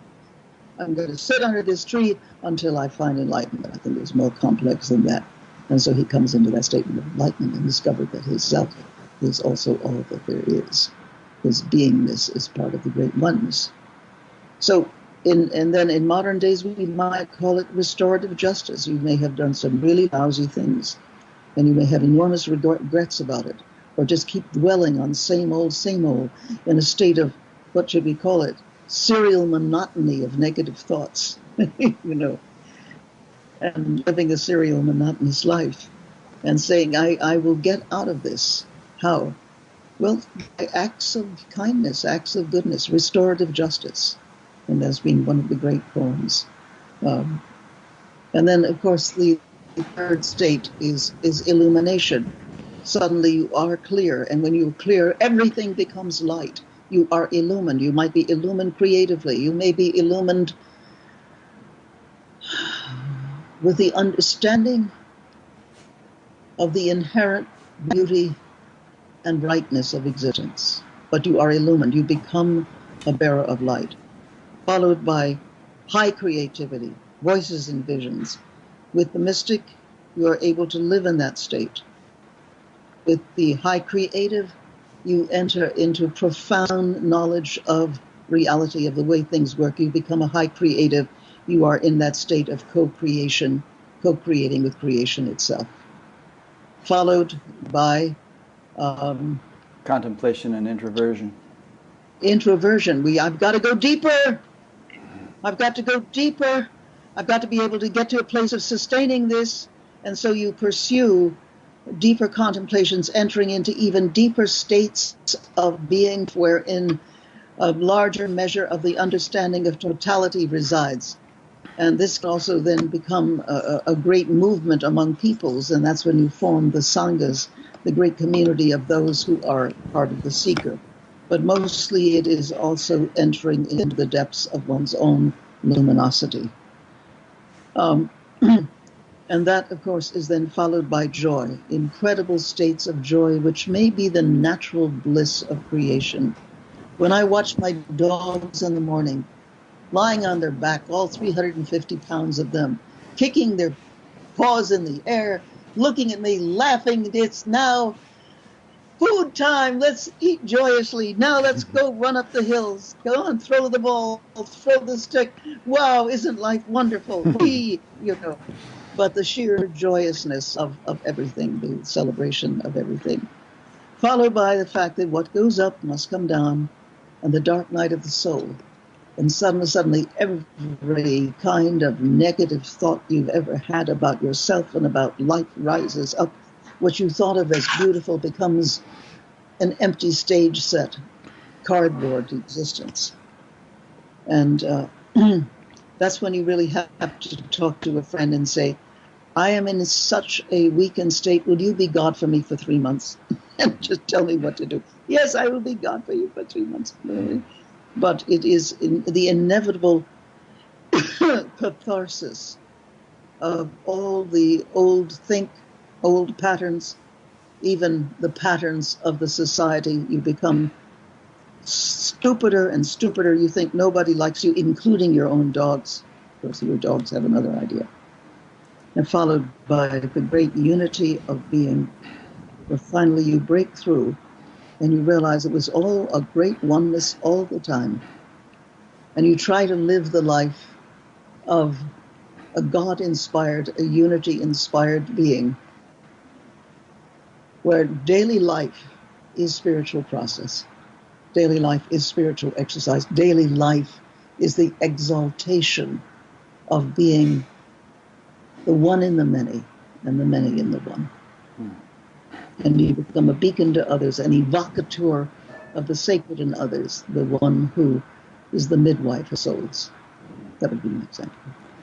That's a beautiful summary. I sometimes have debates with people about the direct versus progressive, approach to spiritual development, and some people think that, all you have to do is kind of realize that you're already enlightened, and that the whole notion of progressiveness or gradual unfoldment is too much of a concession to Maya or something. And but I think practically speaking, I can't think of any examples of anybody who's just sort of woken up one day and said, "That's it, I'm done, I'm finished," and who really is. And that we're naturally all works in progress as long as we draw breath. We are works in progress. And the universe is a work in progress. Absolutely. Sometimes in many spiritual traditions, you bring in the Tibetan word is yidam. Mm-hmm. The yidam is the river to the source. Mm. So the yidam might be an archetype. It might be a Buddha, or a Christ, or a Mary, or a Saraswati, or what might be even legendary figures that have been elevated to spiritual sourcing status, Joan of Arc, whatever. But a yidam, many people then develop a relationship to an archetype who may at one time have been an ordinary human being, or may have been an angel, or however people see it. But the Yidam then supposedly has a larger frame of beingness and brings that angelic or that spiritual quality, and you are able to be helped, be trained. Some of the work I do in terms of spiritual teaching is showing people how to be in touch with essence or intelligence that can be helpful, can be a guide on this great path. Have you been guided by a particular archetype yourself? Yes, yeah, all my life. And that archetype was Athena, I think I heard you say. Yes, it was the Athena. It was there before I was born. I would not have been born if my mother did not have a dream of an Athena type. That's it. When my father wanted me to be aborted. And he was telling my mother, get rid of the kid, we're in the middle of a depression. Wait till I get on the Bob Hope show, and you can have as many kids as you like. And my mother didn't know what to do. And then this dream kept coming of a limo that picked her up. This is in her dream. Took her to the palace. Lovely, tall, lovely woman in long blue kind of nightgown, this Greek thing. And they would dance and sing, and she called her Blue Dell. Now, Mary, you must keep the baby. I know Blue Dell, but my husband's, I don't know what to do. Well, just ignore him.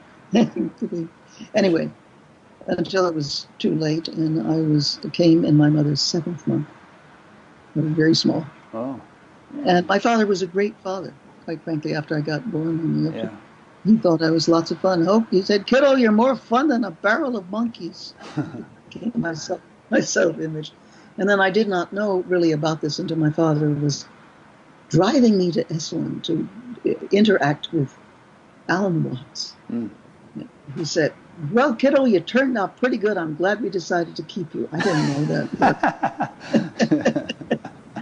And so that was and I asked my mother, and she said, yes, the story was true. She had never told me this. And I said, when she was in her 90th year, well, pretty close to that, I said, Mother, this palace that you went to, was it like the Doge palaces when I took you to Italy that we saw in Venice? Nothing like that.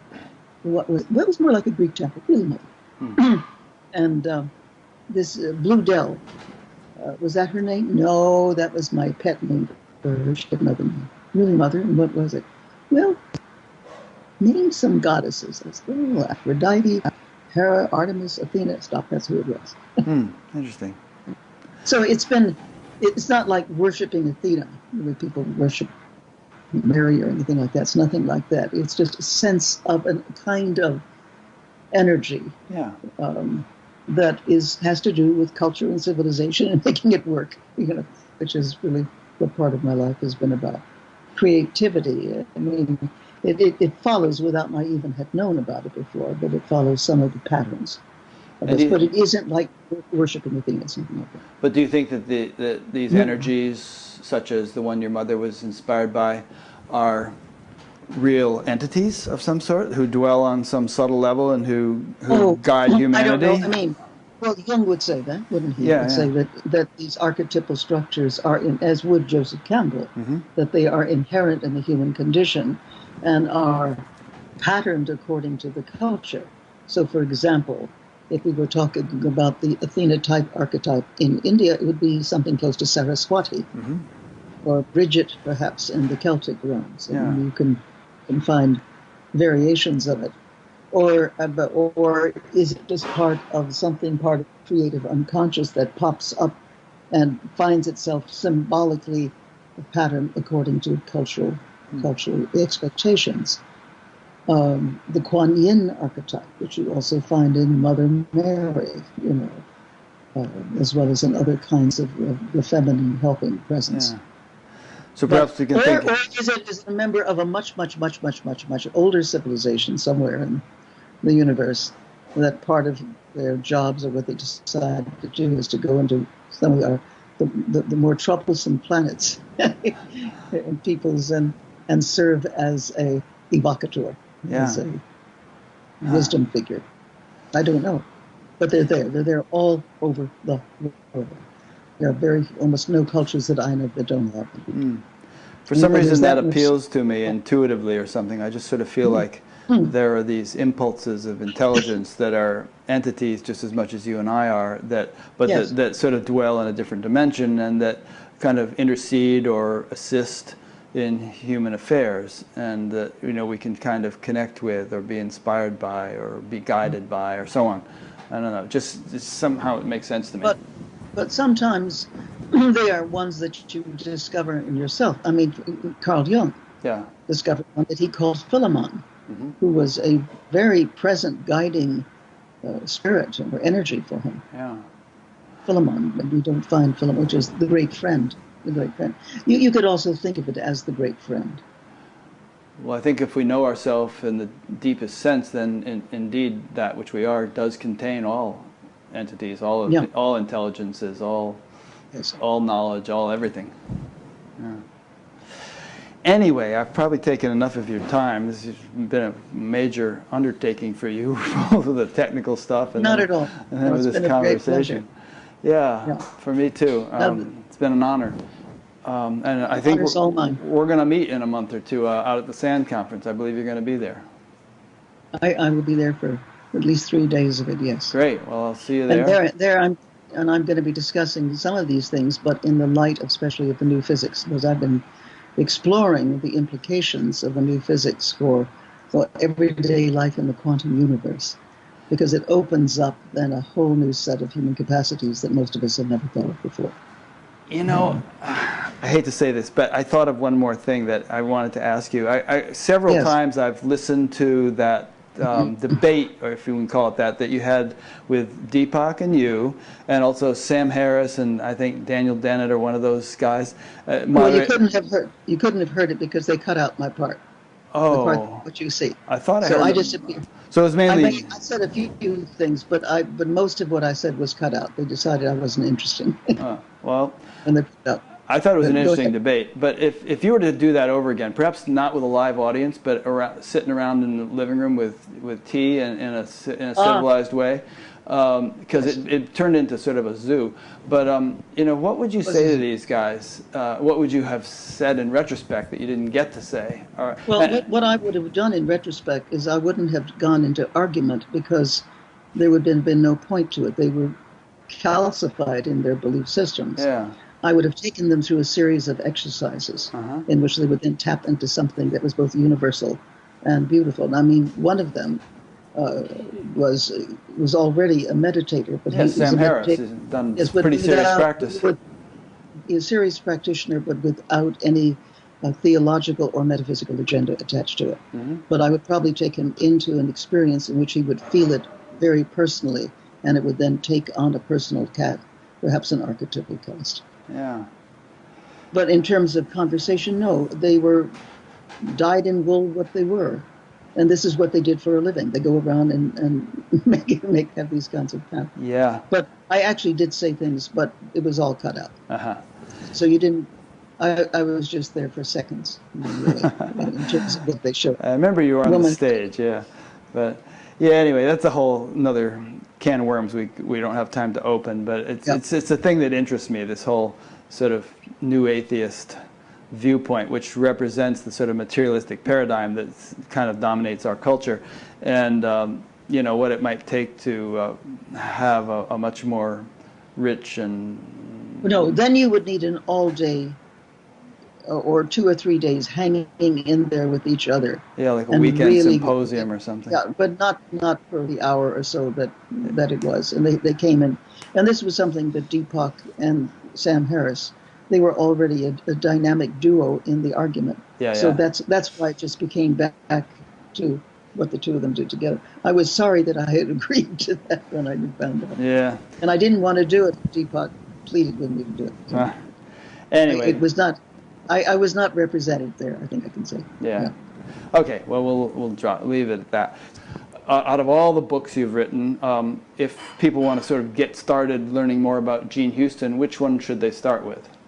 Well, for learning something about me, it would be my autobiography, which is called A Mythic Life, which came out about 20 years ago and does contain pretty much a good perspective of the kind of work that I do. Okay. And then for the working book is probably The Possible Human. That's also an early book, Good. which, those would be the two. A Mythic Life is also a very funny book, so I think it's the kind of book people would enjoy. I wish our library had those two. When I checked these out, the librarian said, "Oh, Jean Houston," she said, "I'm going to put these books on hold and read them after you return them." Another question I want to ask you is: you're still cooking, at the age of 81. You're traveling and offering webinars and all that kind of stuff. So All kinds of things. Yeah. So what can people do if they want to actually get engaged in that way with you? Do something interactively with you, or some webinar, or some. Well, what they can do is go to my website, jeanhouston.com, jeanhouston1words.com, and they'll learn about various things. And they will get regular information about seminars or webinars or whatever it is that I'm doing. Okay, good. And also, if they're interested in having a doctorate, taking a doctorate with me in human development and social change, then they would go to Meridian University. It's meridian.edu. And so it would be that. So it's a regular accredited university that has a doctorate degree? Yes. Great. So there's a doctorate degree in my studies in leadership and social transformation. Is it online, or do they have to physically go there? No, you have to physically go there for 2 weeks. 2 weeks isn't so bad. In the course of it, and then it's also online. Okay, great. But it's very interactive. Cool. And it's fully accredited. And then I, through the organization of Evolving Wisdom, there are all kinds of courses that I've given online. Very interesting ones, especially the ones on quantum physics and also the ways of purpose and awakening. So those are things that you can actually get the whole course. Great. I mean, there's lots of things. Yeah. And go to the books. I mean, a lot of them are still there. Sure. All right. Well, I'll link to all that on your page on bathgap.com, so people can just click from there and find those things. Yeah. Yeah. Okay, great. Thank you, Jean. Thank you very much.